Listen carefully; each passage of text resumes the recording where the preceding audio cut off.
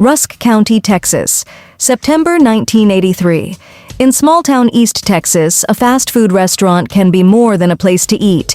It is a beacon, a place teenagers work their first job, a place families stop after ball games, a place where you recognize the cars in the lot, and you notice when something feels off. On the night of September 23, 1983, something went terribly wrong at a Kentucky Fried Chicken in Kilgore. Investigators later determined that during an armed robbery, 5 people inside the restaurant were abducted. That detail matters, because an armed robbery is already dangerous, but an abduction changes the entire shape of the crime. It suggests planning, control, and a willingness to move victims away from witnesses, away from help, and away from any chance of rescue. By morning, the reason became clear. On September 24, 1983, 5 bodies were found on a remote oil lease in rural Rusk County. Their names were Opie Hughes, 39, Mary Tyler, 37, Joey Johnson and David Maxwell, both 20, and Monty Landers, 19. Each had been shot in the back of the head, execution style, and investigators also determined that Opie Hughes had been assaulted. In a case like this, the community does not just grieve. It changes behavior. Doors lock earlier. Parents become strict overnight. People look at strangers differently. People look at neighbors differently. Investigators worked the case for years with the best tools available at the time. They interviewed, re-interviewed, chased tips, rebuilt timelines. And like many cold cases from that era, the biggest obstacle was not effort. It was that the technology had not caught up to the evidence, but the evidence did exist. And decades later, it would become the hinge on which everything turned. In 2007 and 2008, 2 men were convicted in connection with the killings, using DNA evidence collected at the restaurant. Their names were Romeo Pinkerton and Darnell Hartsfield. For many families, convictions feel like a doorway finally opening, a legal acknowledgement that what happened mattered enough for someone to be held responsible. But this case carried a brutal complication. One piece of DNA evidence collected from Opie Hughes's clothing did not match Pinkerton or Hartsfield. That single fact is a nightmare for investigators because it does not just suggest an unanswered question. It suggests a missing person in the story, a third perpetrator, unnamed and unaccounted for. For years, law enforcement continued to work to identify that third person. And for years, nothing moved. Not because investigators stopped, but because DNA without an identity is like a voice with no name attached. You can hear it. You cannot point to the speaker. Until modern cold case work added a new tool, advanced DNA testing and genetic genealogy. In 2023, the Texas Rangers identified the case as eligible for testing and comparison through the DPS Sexual Assault Kit Initiative program, supported by DOJ funding. In July 2024, the last piece of DNA evidence taken from Hughes's clothing was sent to Bode Technologies for additional advanced DNA testing and genealogy. In May 2025, that testing pointed investigators toward a suspect within a set of 3 brothers living in East Texas.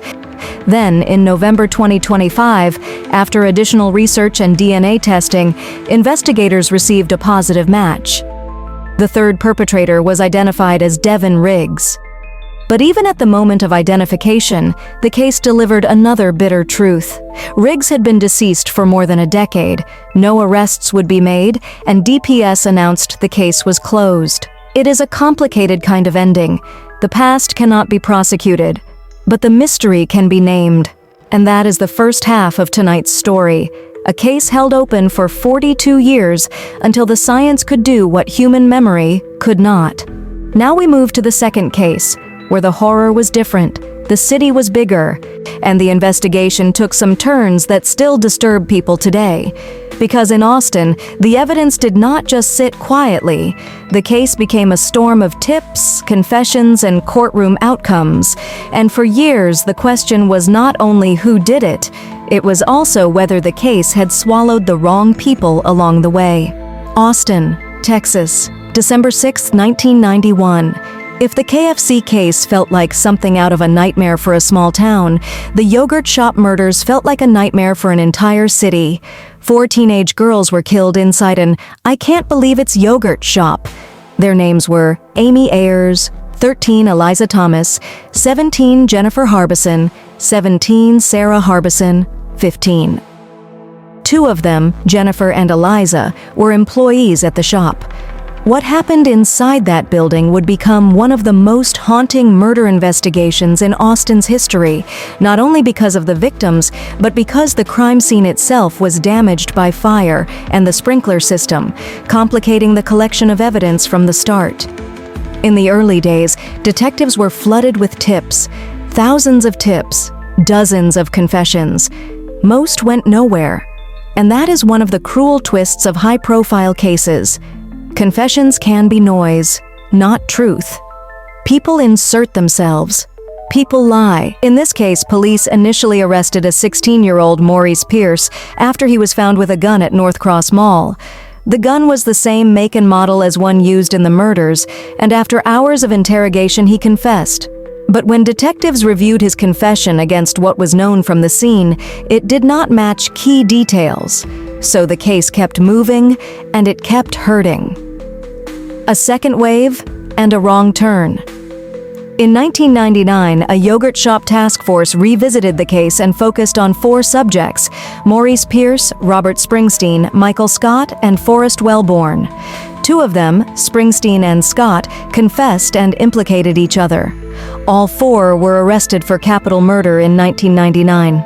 Scott and Springsteen were tried and convicted based largely on those confessions, with Scott receiving life without parole and Springsteen receiving a death sentence.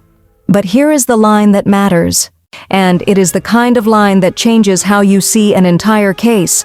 No physical evidence at the scene was ever linked to any of the subjects.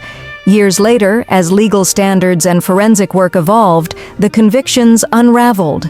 The Texas Court of Criminal Appeals granted a new trial for Scott and Springsteen, and further DNA review excluded the original suspects from an unknown YSTR profile developed from sexual assault kit evidence. Charges were dropped pending further investigation. So now, Austin had something even worse than an unsolved case.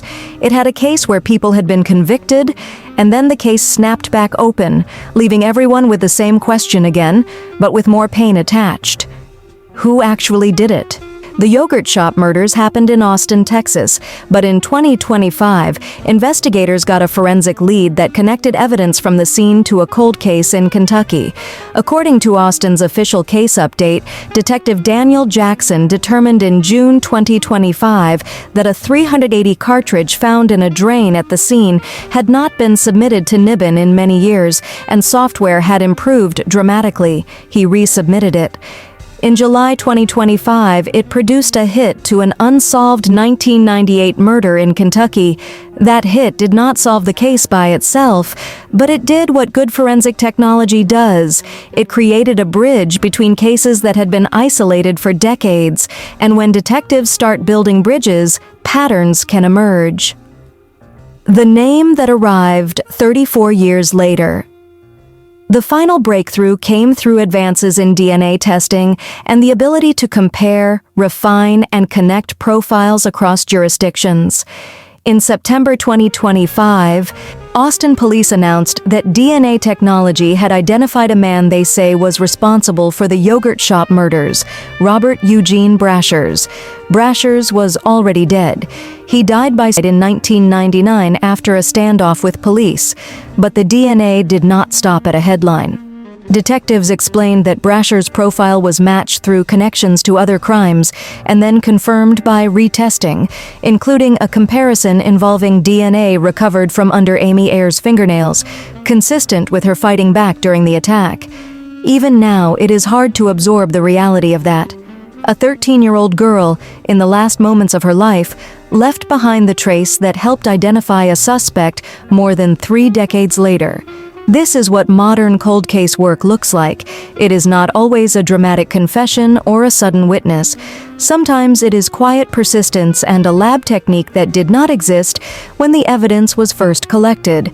And just as in the KFC case, the ending is complicated by time. The suspect is identified, but he is not here to be tried, which raises the question every family asks in a cold case, even after a name is finally spoken: does a name equal closure? The KFC murders and the yogurt shop murders took place 8 years apart in different parts of Texas, under very different circumstances, but they share 3 realities. First, the violence was extreme, the kind that leaves a permanent scar on a community. Second, the investigations were shaped by the limitations of their time. Evidence existed, but the science to fully interpret it did not. And third, the breakthroughs did not come from luck. They came from persistence, funding, collaboration, and evolving technology, including advanced DNA testing and genealogy, plus modern database connections like NIBIN that can tie a single cartridge case to another crime hundreds of miles away.